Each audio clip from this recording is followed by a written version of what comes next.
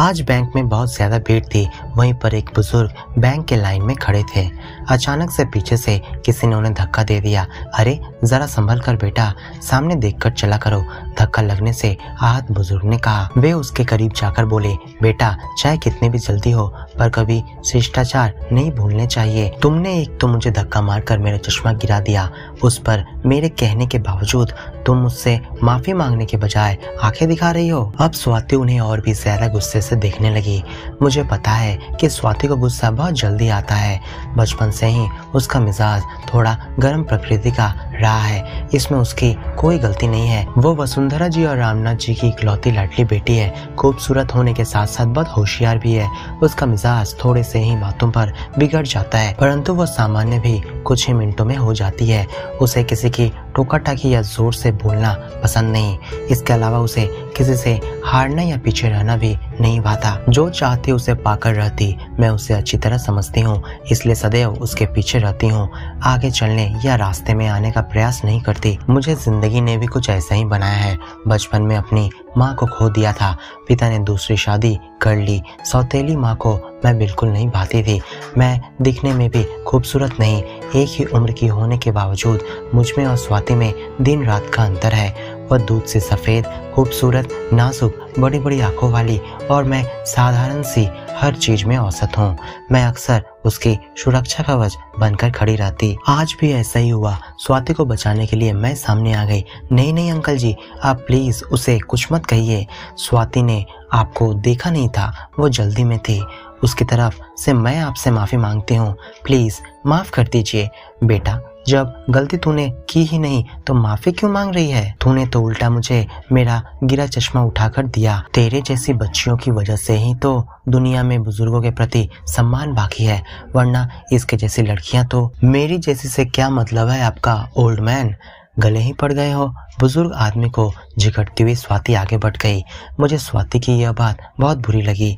मैंने बुजुर्ग आदमी को सहारा देते हुए एक खाली सीट पर बैठाया और उन्हें चश्मा पहनाकर स्वाति के पास लौट आई।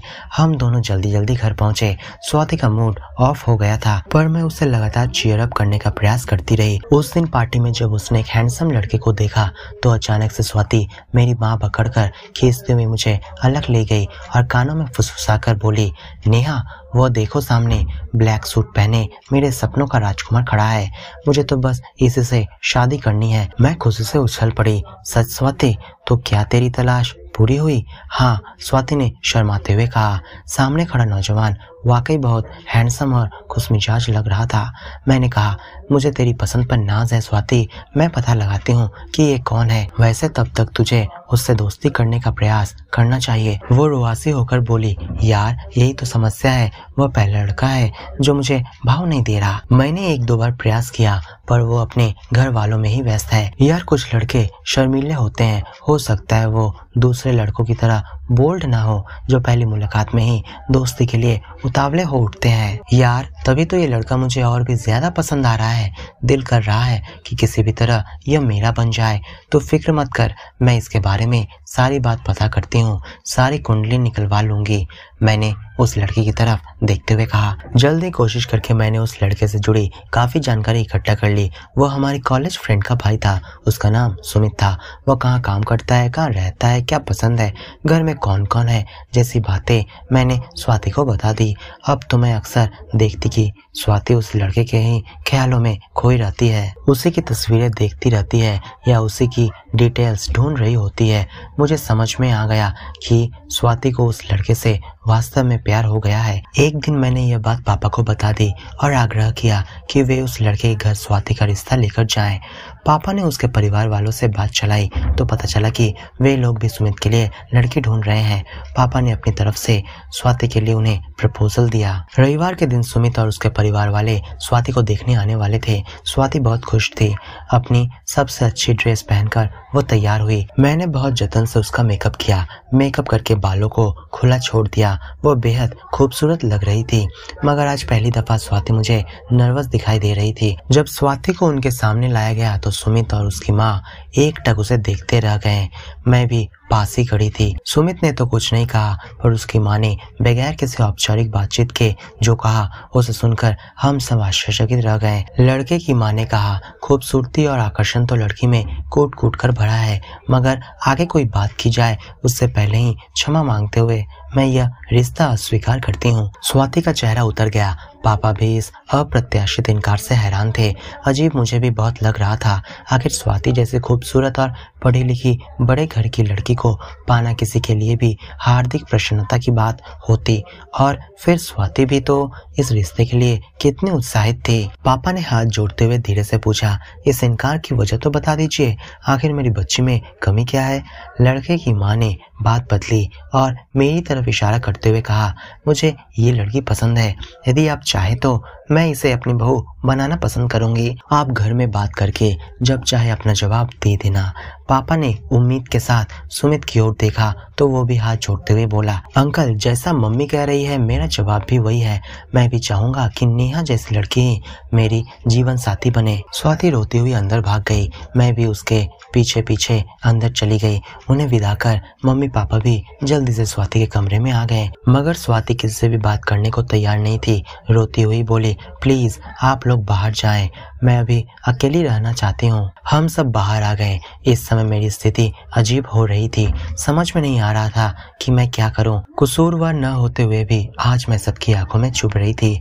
मम्मी मुझे खा जाने वाली नजरों से देख रही थी तो स्वाति भी नजरें चुरा रही थी।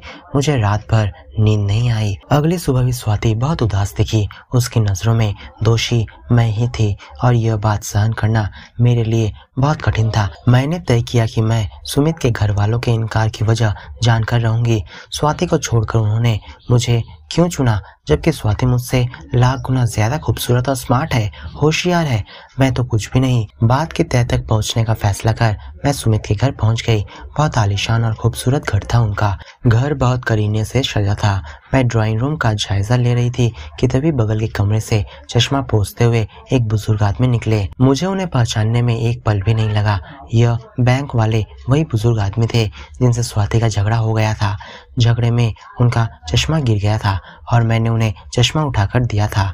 मुझे सहसा सारी बात समझ में आने लगी कि क्यों स्वाति को रिजेक्ट कर उन्होंने मुझे चुना। सामने से सुमित की माँ निकली। मुस्कुराती हुई बोली, बेटा मैं समझ सकती हूँ कि तू क्या पूछने आई है। शायद तुझे अपने सवाल का जवाब मिल भी गया होगा।